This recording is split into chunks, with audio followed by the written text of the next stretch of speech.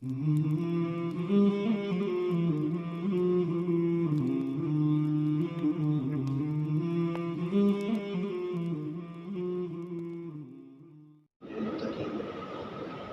والسلام على سيد الأنبياء والمرسلين وعلى آله وأصحابه أجمعين أما بعد أعوذ بالله من الشيطان الرجيم بسم الله الرحمن الرحيم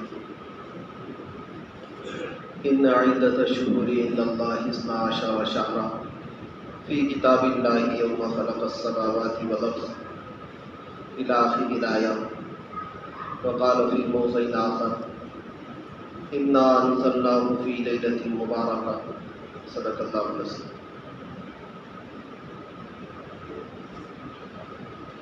جس مہینے سے ہم لوگ گزر رہے ہیں یہ شعبان کا مہینہ ہے،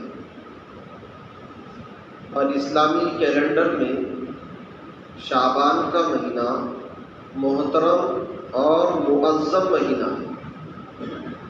محترم کا مطلب ہے جس کا احترام کیا گیا، اور معظم کا مطلب ہے جس کی تعظیم کی گئی، قابل تعظیم اور قابل احترام۔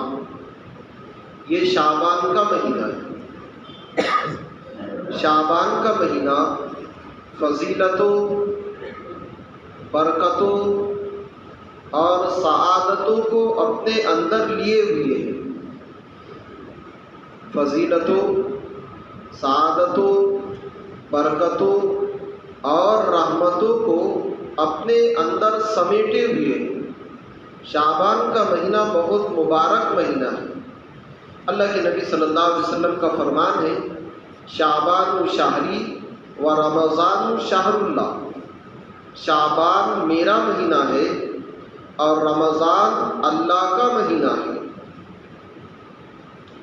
شعبان کے مہینے کی نسبت نبی صلی اللہ علیہ وسلم نے اپنی طرف کی، اور رمضان کے مہینے کی نسبت نبی صلی اللہ علیہ وسلم نے اللہ تعالیٰ کی طرف کی، اور یہ کہا کہ شعبان میرا مہینہ ہے اور رمضان اللہ کا مہینہ ہے۔ اب اس مہینے میں کرنا کیا ہے؟ اس مہینے کے دو عمل ہیں۔ شب براءت کے کیا عمل ہے وہ بعد میں سمجھیں گے۔ اس مہینے میں کیا کرنا ہے؟ تو شعبان کے مہینے کے خصوصی دو عمل۔ شعبان کے مہینے کے خصوصی دو عمل، نمبر 1 روزہ، اور نمبر 2 اس مہینے میں رمضان کے لیے تیاری کرنا۔ یہ شعبان کے دو خصوصی عمل ہیں۔ شعبان کا ایک خصوصی عمل روزے رکھنا، اور شعبان کا دوسرا خصوصی عمل رمضان کے لیے تیاری کرنا۔ رمضان کی نہیں، رمضان کے لیے تیاری کرنا۔ حضرت عائشہ صدیقہ رضی اللہ تعالی عنہا فرماتی ہے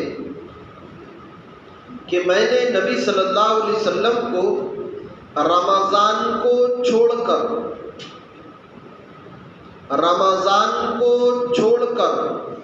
شعبان سے زیادہ کسی مہینے میں روزہ رکھتے ہوئے نہیں دیکھا۔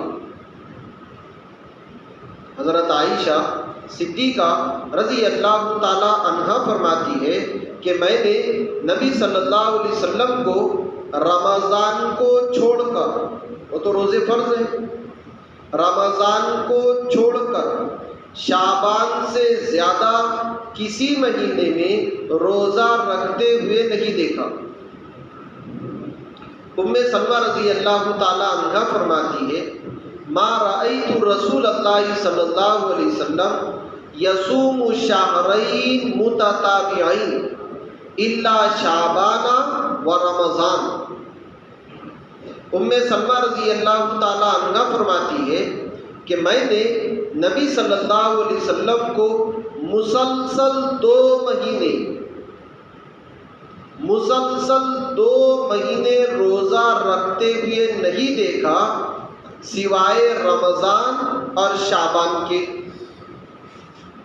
ام سلمہ رضی اللہ تعالی عنہا فرماتی ہے کہ میں نے نبی صلی اللہ علیہ وسلم کو مسلسل لگاتار 2 مہینے کے روزے رکھتے ہوئے نہیں دیکھا سوائے رمضان اور شعبان کے۔ یعنی جیسے آپ رمضان میں مسلسل روزے رکھتے تھے، ایسے ہی شعبان میں بھی مسلسل روزے رکھتے تھے۔ جیسے آپ رمضان میں لگاتار روزے رکھتے تھے، ایسے ہی شعبان میں بھی آپ لگاتار روزے رکھتے تھے۔ ایک صحابی ہے حضرت اسامہ ابن زید رضی اللہ تعالیٰ عنہ۔ اسامہ ابن زید رضی اللہ تعالیٰ عنہ کہتے ہیں کہ میں نبی صلی اللہ علیہ وسلم کے پاس پہنچا تو میں نے آپ سے کہا، اے اللہ کے رسول، میں نے آپ کو شعبان میں بہت زیادہ روزے رکھتے ہوئے دیکھا۔ اسامہ ابن زید رضی اللہ تعالیٰ عنہ کہنے لگے، میں نے نبی صلی اللہ علیہ وسلم سے کہا کہ میں نے آپ کو شعبان میں بہت زیادہ روزے رکھتے ہوئے دیکھا۔ تو نبی صلی اللہ علیہ وسلم نے فرمایا کہ ہاں، شعبان یہ ایک ایسا مہینہ ہے جو رجب اور رمضان کے بیچ میں ہے۔ شعبان یہ ایک ایسا مہینہ ہے جو رجب اور رمضان کے بیچ میں ہے، لیکن اکثر لوگ اس سے غافل ہیں۔ اور پھر فرمایا کہ شعبان کے مہینے میں بندوں کے اعمال، شعبان کے مہینے میں بندوں کے اعمال اللہ تعالیٰ کے دربار میں پیش ہوتے ہیں۔ میں یہ چاہتا ہوں کہ میرا ہر عمل روزے کے ساتھ پیش ہو۔ اللہ کے نبی صلی اللہ علیہ وسلم فرما رہے ہیں کہ میں اس مہینے میں زیادہ روزے کیوں رکھتا ہوں، اس کی وجہ یہ بتلائی کہ شعبان یہ رجب اور رمضان کے بیچ کا مہینہ ہے، لیکن اکثر لوگ اس سے غافل ہیں۔ پھر آپ نے یہ فرمایا کہ شعبان کے مہینے میں بندوں کے اعمال اللہ تعالیٰ کے سامنے پیش ہوتے ہیں، تو میں یہ چاہتا ہوں کہ میرا ہر عمل روزے کے ساتھ اللہ کے دربار میں پیش ہو۔ نماز اللہ کے یہاں پیش ہو رہی تو روزے کے ساتھ، ذکر اللہ کے یہاں پیش ہو رہا ہے تو روزے کے ساتھ، تلاوت اللہ کے یہاں پیش ہو رہی تو روزے کے ساتھ۔ تو میں یہ چاہتا ہوں کہ میرا ہر عمل روزے کے ساتھ اللہ کے دربار میں حاصل ہو۔ اور ایک روایت میں یہ ہے کہ نبی صلی اللہ علیہ وسلم شعبان کے مہینے کو روزہ رکھنے کے لیے پسند کرتے تھے۔ حضرت عائشہ رضی اللہ تعالیٰ عنہ فرماتی ہے کہ نبی صلی اللہ علیہ وسلم شعبان کے مہینے کو روزہ رکھنے کے لیے پسند کرتے تھے۔ جیسے رمضان کو پسند کیا گیا، ایسے ہی شعبان کے مہینے کو روزہ رکھنے کے لیے پسند کیا گیا۔ تو اس مہینے کا ایک خصوصی عمل روزے، اور دوسرا خصوصی عمل رمضان کے لیے تیاری کرنا، رمضان کے لیے تیاری کرنا۔ اللہ کے نبی صلی اللہ علیہ وسلم کا ارشاد ہے، اذا بقی نصف من شعبان فلا تصوموا، کہ جب رمضان کا آدھا حصہ باقی رہ جائے، جب شعبان کا آدھا حصہ باقی رہ جائے شعبان کا، تو تم روزے مت رکھو۔ اس حدیث کو بہت دھیان سے سنیں۔ نبی صلی اللہ علیہ وسلم فرما رہے ہیں، اذا بقی نصف من شعبان فلا تصوموا، کہ جب شعبان کا آدھا حصہ گزر جائے، 15 دن گزر جائے اور آدھا حصہ باقی رہے، تو اس آدھے حصے میں تم روزہ مت رکھو۔ اس حدیث کے ضمن میں علماء نے لکھا ہے کہ شعبان کے اخیر میں بعض روایت میں 2-3 دن کا تذکرہ ہے، بعض میں آدھے مہینے کا تذکرہ ہے، 15 دن کا۔ تو ان حدیثوں کے ضمن میں علماء نے لکھا ہے کہ شعبان کے اخیر میں روزہ رکھنا، شعبان کے اخیر میں روزہ رکھنا ان لوگوں کے لیے مکروہ ہے، ان لوگوں کے لیے مکروہ ہے، ان لوگوں کے لیے مناسب نہیں ہے جن کو یہ یقین ہو کہ اگر میں شعبان کے اخیر میں روزہ رکھوں گا تو پھر رمضان کے روزے متاثر ہو جائے گی، میں شعبان کے اخیر میں روزہ رکھوں گا تو روزہ رکھنے کی وجہ سے کمزوری پیدا ہو جائے گی، ذوق آ جائے گا، تھکاوٹ پیدا ہو جائے گی، کسل پیدا ہو جائے گا، تو کہیں ایسا نہ ہو کہ رمضان کے روزے چھوٹ جائیں۔ تو رمضان کے روزے نہ چھوٹے اس لیے شعبان کے آخری روزوں کو چھوڑ دینا، شعبان کے مہینے کے آخری روزے ان لوگوں کے لیے مکروہ ہے جن کو یہ یقین ہے کہ اگر میں شعبان کے اخیر کے روزے رکھتا ہوں، 15 روزے یا پورے مہینے کے روزے یا 2-4 روزے اگر رکھتا ہوں تو کمزوری پیدا ہو جائے گی، ایسا نہ ہو کہ اس کمزوری کی وجہ سے رمضان کے روزے چھوٹ جائیں۔ اور جن لوگوں کو یقین ہے کہ بھائی نہیں کمزوری پیدا نہیں ہوگی تو پھر وہ پورے مہینے کے روزے رکھیں، کوئی مسئلہ نہیں۔ اب ایک جملہ سنیں آپ ذرا دھیان سے، رمضان کے روزے نہ چھوٹے، رمضان کے روزے نہ چھوٹے اس لیے اگر کوئی شعبان کے اخیر کے روزوں کو چھوڑ دیتا ہے، رمضان کے روزے نہ چھوٹے، اگر میں روزے رکھوں گا تو رمضان کے روزے چھوٹ جائیں گے، کمزوری پیدا ہو جائے گی، اس لیے میں ایسا کرتا ہوں شعبان کے اخیر کے روزوں کو چھوڑ دیتا ہوں، رمضان کے روزے نہیں چھوڑوں گا۔ تو رمضان کے روزے نہ چھوٹے اس لیے کوئی شعبان کے آخری روزوں کو چھوڑ دیتا ہے تو یہاں پر شعبان کے آخری دنوں کے روزوں کے چھوڑنے کے باوجود اس کو ثواب ملے گا۔ ثواب کیوں ملا؟ روزے چھوڑنے کی وجہ سے نہیں، ثواب اس لیے مل رہا ہے کہ وہ رمضان کی تیاری کر رہا ہے۔ اس حدیث کے ضمن میں علماء نے لکھا ہے کہ بھئی ہر مسلمان اپنے آپ کو رمضان کے لیے تیار کرے، بیمار آدمی ہے دوائی استعمال کر لے، سفر وغیرہ میں کہیں جانا ہے تو وہ سفر بجائے رمضان کے کرنے کے اس مہینے میں کر لے تاکہ رمضان میں سفر نہ ہو، سفر ہوگا تو روزہ چھوٹے گا، اس لیے رمضان میں سفر ہی نہیں تاکہ روزہ چھوٹنے کا امکان ہی ختم ہو جائے۔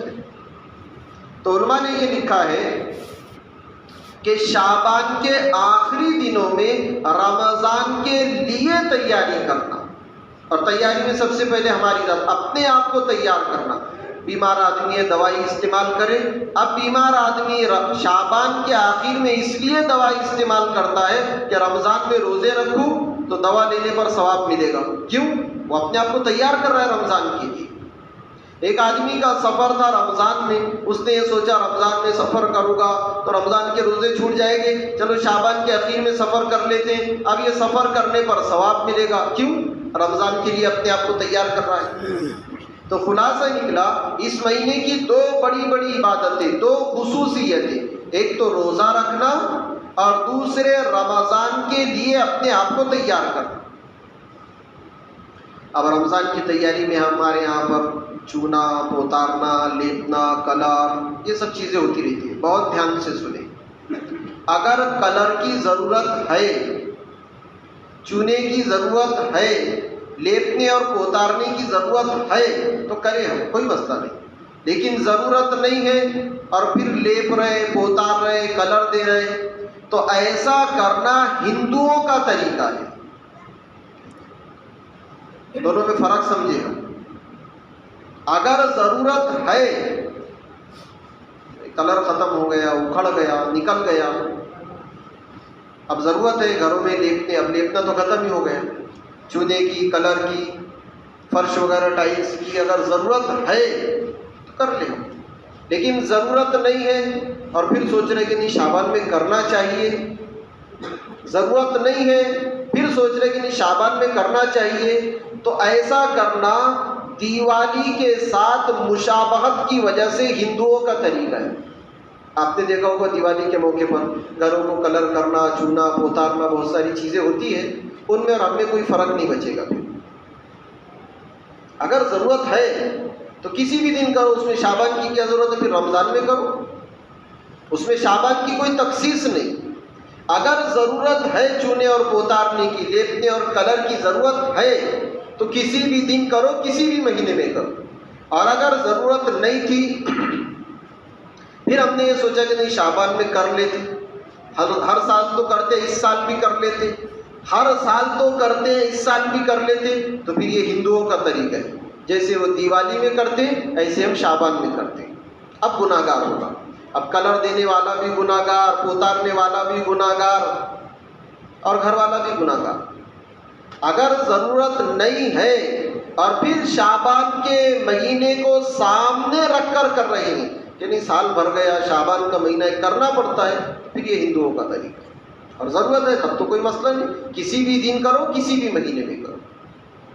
تو دو عمل، ایک تو روزے رکھنا، دوسرے رمضان کے لیے تیاری کرنا۔ اب سوال یہ کہ روزے کتنے رکھنا؟ تو 5 صورتیں ہیں۔ ایک صورت تو ہے کہ پورے مہینے کے رکھ لو، اور یہ روزے رکھنا مستحب ہے۔ مستحب کا مطلب ہے کہ رکھے تو بہت ثواب ملے گا، اور نہیں رکھے تو کوئی گناہ نہیں، اس کو مستحب کہتے ہیں۔ شعبان کے روزے سنت نہیں ہے، شعبان کے روزے مستحب ہیں۔ تو ایک صورت تو یہ کہ پورے مہینے کے رکھ لیں، دوسری صورت ہے کہ شروع کے 15 دن کے رکھ لیں، اردو کی 1 تاریخ سے لے کر 15 تاریخ تک۔ تیسری صورت یہ ہے کہ ایام بیض کے رکھ لیں، یعنی شعبان کی 13ویں تاریخ، 14ویں تاریخ اور 15ویں تاریخ، سنیچر اتوار بھی، یہ 3 رکھ لیں۔ ایام بیض جس کو کہتے ہیں، اردو کی 13ویں تاریخ، 14ویں تاریخ اور 15ویں، یعنی کل، پرسوں اور پیر، یہ 3 روزے۔ چوتھی صورت یہ ہے کہ صرف ایک روزہ رکھے 15ویں تاریخ کا، اور 5ویں صورت ہے کہ جس کو جتنے رکھنا ہے اتنے رکھو، 1 رکھو، 10 رکھو، کم رکھو، زیادہ رکھے، پورا مہینے کے رکھو، 25 رکھو۔ اب بلا تعین، یعنی روزوں کی تعداد کے بغیر، روزوں کی تعداد کے تعین کے بغیر جتنے رکھنا ہے اتنے رکھو۔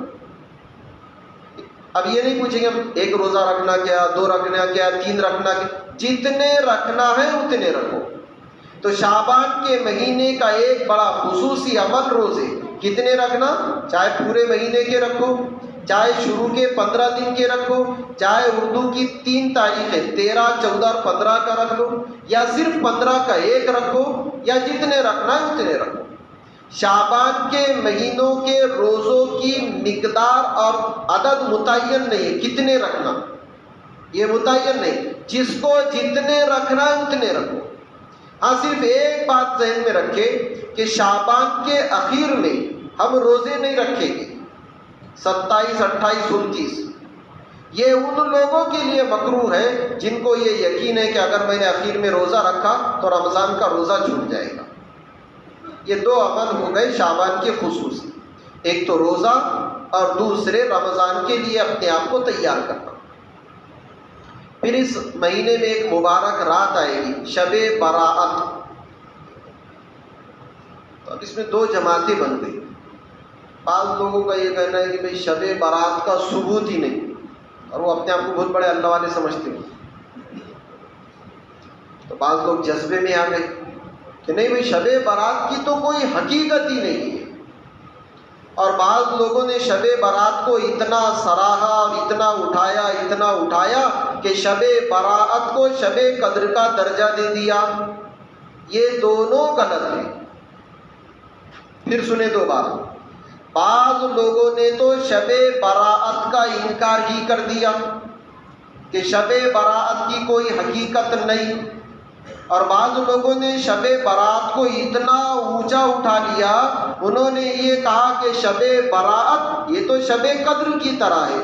دونوں غلط ہے، دونوں غلط ہے۔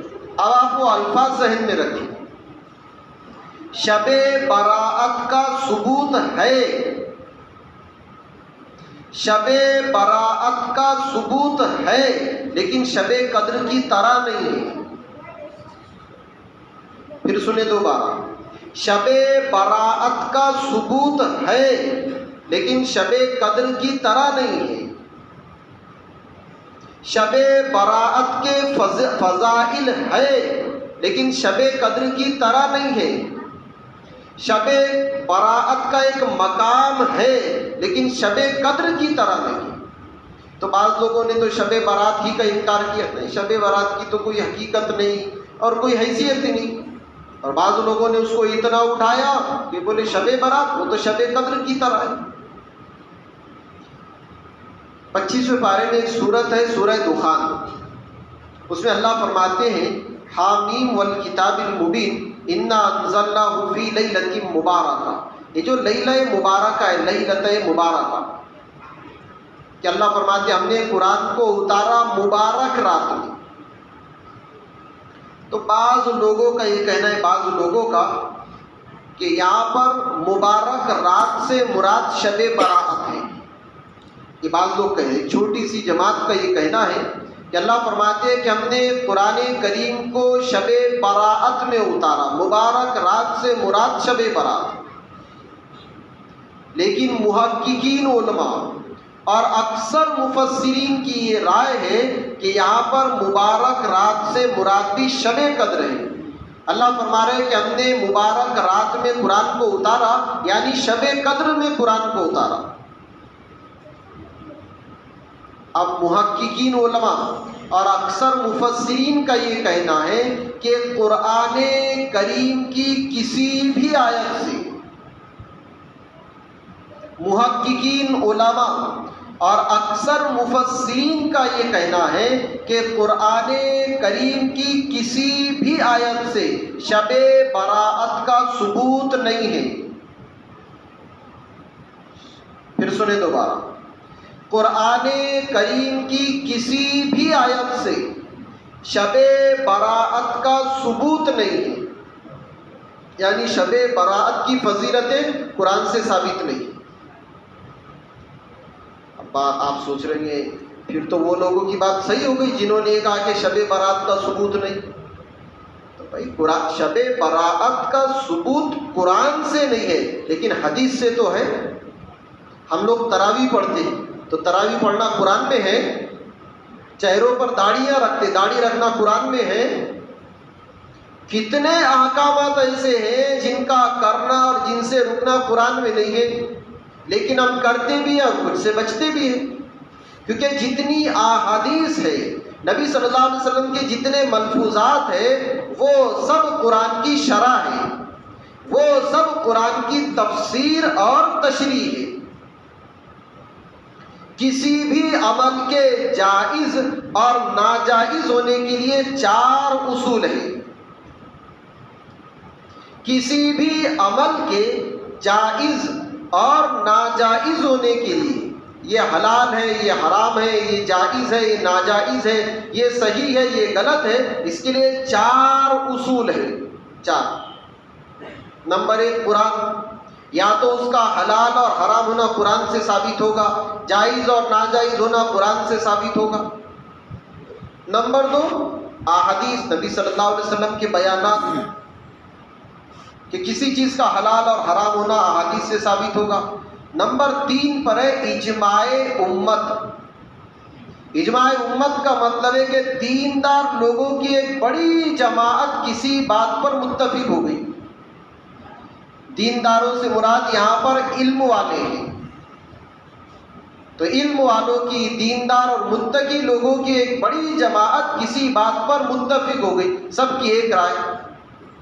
اور چوتھی چیز ہے قیاس، کہ قرآن اور حدیث پر غور و فکر کرنا، اور علم والے پھر غور و فکر کر کے ایک بات طے کریں گے۔ یہ 4 چیزوں کے علاوہ 5ویں چیز ہے۔ تو شب براءت کی فضیلتیں اگرچہ قرآن کریم سے ثابت نہیں ہے، شب براءت کا تحقق اگرچہ قرآن کریم سے ثابت نہیں ہے، لیکن بہت ساری حدیثیں ہیں جن سے شب برات ثابت ہے، بہت ساری حدیثیں، بہت ساری۔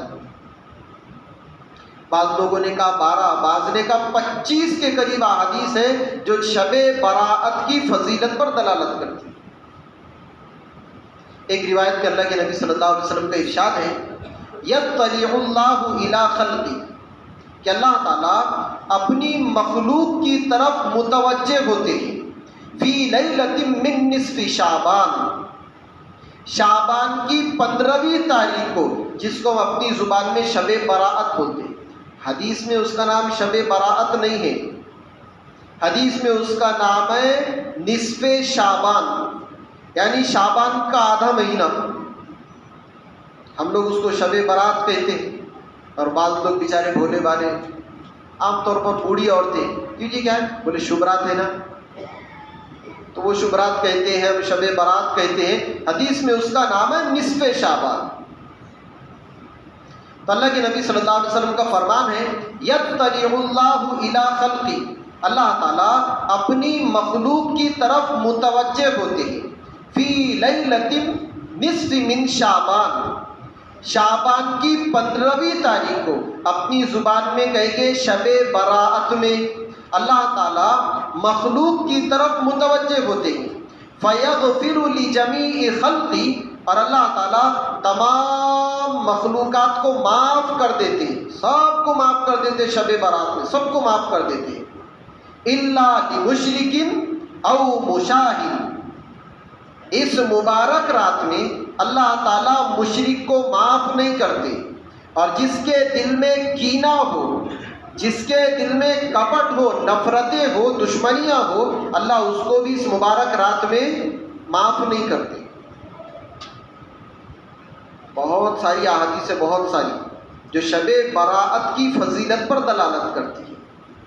ایک روایت میں یہ ہے، ترمذی شریف کی روایت ہے، حضرت عائشہ رضی اللہ تعالی عنہ فرماتی ہے کہ نبی صلی اللہ علیہ وسلم میرے گھر میں آئے، میرے یہاں پر باری تھی، فقدت رسول اللہ صلی اللہ علیہ وسلم لیلۃ، تو ایک رات میں نے نبی صلی اللہ علیہ وسلم کو نہیں پایا، میرے پاس آئے، لیٹ گئے، اور میری آنکھ لگ رہی تھی، اچانک اٹھ کر چلے گئے، فخرجت، تو میں بھی اپنی بستر سے اٹھی، اپنے گھر سے باہر نکلی آپ کو تلاش کرنے کے لیے، فَإِذَا هُوَ بِالْبَقِيعِ، تو آپ قبرستان میں تھے۔ بہت دھیان سے سنیں گے، دھیان سے سنیں گے تو انشاءاللہ اعتراض نہیں ہوگا۔ ترمذی شریف کی روایت ہے، عائشہ صدیقہ رضی اللہ تعالیٰ عنہ فرماتی ہے کہ میرے گھر میں باری تھی، آپ لیٹے، اور لیٹنے کے بعد اٹھے اور چلے گئے، میں نے آپ کو تلاش کیا تو آپ گھر میں نہیں، فخرجت، تو میں اپنے بستر سے اٹھی اور دروازے کے باہر نکلی، فَإِذَا هُوَ بِالْبَقِيعِ، تو آپ جنت البقیع میں تھے، قبرستان میں تھے، تو میں ویسے ہی واپس آ گئی۔ آپ صلی اللہ علیہ وسلم اپنے معمولات پورے کر کے واپس آئے، تو مجھ سے کہنے لگے، اَكُنْتِ تَخَافِينَ أَن يَحِيفَ اللَّهُ عَلَيْكِ وَرَسُولُهُ، عائشہ کیا تیرا یہ گمان ہے، کیا تیرا یہ خیال ہے کہ اللہ اور اس کا رسول تیرے ساتھ خیانت کرے گا، تجھ کو دھوکہ دے گا؟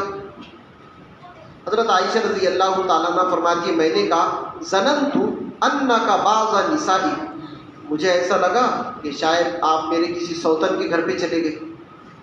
اللہ کے نبی صلی اللہ علیہ وسلم نے فرمایا آج 15ویں شعبان ہے، اپنی زبان میں کہیے آج شب براءت ہے، ان اللہ تبارک و تعالی ینزل لیلۃ نصف من شعبان الی سماء الدنیا، کہ اللہ تعالیٰ شب براءت میں سمائے دنیا پر آتے ہیں، یہ ترمذی کی روایت ہے، اللہ تعالیٰ شب براءت میں سمائے دنیا پر آتے ہیں، فیغفر لاکثر من عدد شعر غنم کلب، اور اللہ تعالیٰ قبیلہ بنو کلب کی بکریوں کے بالوں کے برابر، قبیلہ بنو کلب کی بکریوں کے بالوں کے برابر لوگوں کو معاف کرتے ہیں، جہنم سے چھٹکارا دیتے ہیں۔ اب ایک بکری کے بدن پر کتنے بال، ایک بکری کے، تو ان کے یہاں بکریوں کے ریوڑ رہا کرتے تھے، 100 200 بکریاں، اس سے زیادہ. اور ایک آدمی کے پاس اتنی بکریاں تو وہ محلے میں کتنی بکریاں ہوں گی؟ ایک بکری کے بدن پر کتنے بال ہیں ہم اس کو نہیں گن سکتے. ایک آدمی کے گھر میں سینکڑوں بکریاں، ان کے بدنوں پر کتنے بال نہیں گن سکتے. اور پورے محلے کی تمام بکریوں کے بالوں کے برابر اللہ تعالیٰ ایمان والوں کو جہنم سے چھٹکارا دیتے ہیں شب برات میں. تو شب برات کی اور بہت ساری فضیلتیں ہیں. ایک روایت میں یہ ہے کہ اللہ تعالیٰ شب برات میں سمائے دنیا پر آتے ہیں. جیسے ہی مغرب کی اذان شروع ہوئی، ادھر مغرب کی اذان شروع ہوئی اور اللہ تعالیٰ سمائے دنیا پر جلوہ افروز ہوتے ہیں اور فرشتوں کے ذریعے سے اعلان کرواتے ہیں، حل من مستغفرین، ہے کوئی مجھ سے. یہ مغرب سے شروع ہوتا ہے. ہم لوگ عبادتیں کرتے ہیں عشاء بعد اور عمل شروع ہوتا ہے مغرب بعد. اعلان ہوتا ہے کوئی مجھ سے معافی چاہنے والا کہ وہ مجھ سے معافی مانگے میں اس کو معاف کروں. ہے کوئی مجھ سے اولاد مانگنے والا کہ مجھ سے اولاد مانگے میں اس کو اولاد دوں. ہے کوئی مجھ سے روزی کا طلبگار کہ مجھ سے روزی مانگے میں اس کو روزی دوں. یہ اعلان کب تک؟ مغرب سے لے کر تہجد کے وقت کے ختم تک یہ اعلانات ہوتے رہتے ہیں. تو خلاصہ نکلا کہ قرآن کریم کی کسی بھی آیت سے شب براءت کا ثبوت نہیں ہے، لیکن بہت ساری احادیث ایسی ہیں جن سے شب براءت کا ثبوت ہے.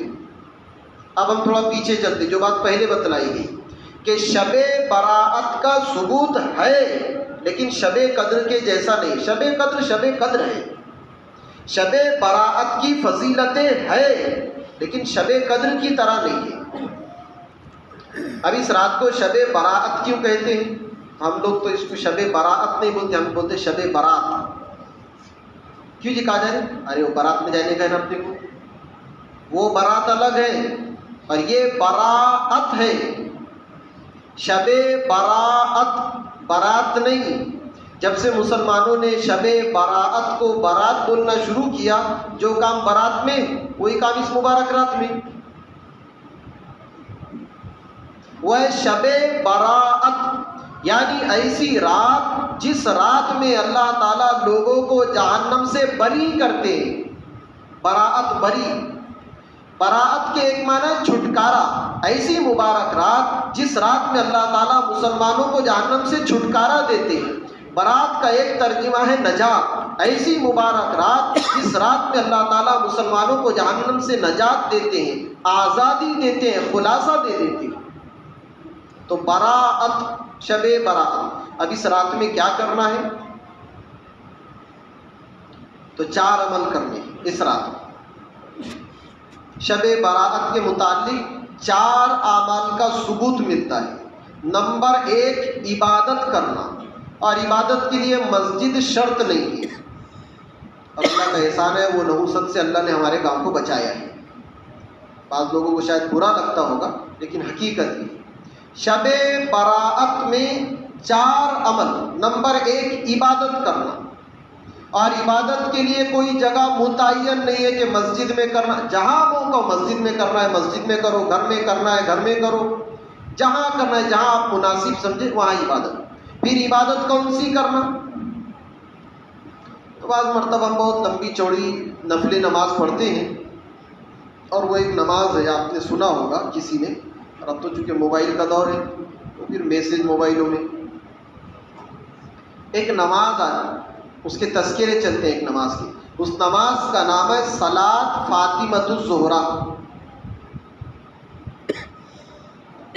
صلاۃ فاطمۃ الزہرا. یہ پڑھنا نہیں ہے ہم کو، لوگ پڑھتے ہیں، ان کو پڑھنے دینا نہیں، اس لیے بتلایا جا رہا ہے. اس کی صورت یہ ہے، بولے 8 رکعت کی نیت ایک ساتھ باندھ لو. وہ لوگ ایسا کہتے ہیں 8 رکعت کی نیت ایک ساتھ باندھو. پہلی رکعت میں سورہ فاتحہ کے بعد 11 بار قل هو اللہ احد، دوسری رکعت میں 11 بار، تیسری میں، چوتھی میں، پانچویں میں. ایک آدمی نے خواب دیکھا تھا. وہ خواب دیکھنے والا خود بیان کرتا ہے کہ نماز کا یہ طریقہ مجھے خواب میں بیان کیا گیا. اور کچھ مہینے پہلے آپ کو ایک بات بتلائی گئی تھی کہ نبیوں کے علاوہ نبیوں کے علاوہ کسی کا بھی خواب حجت اور دلیل نہیں بنے گا۔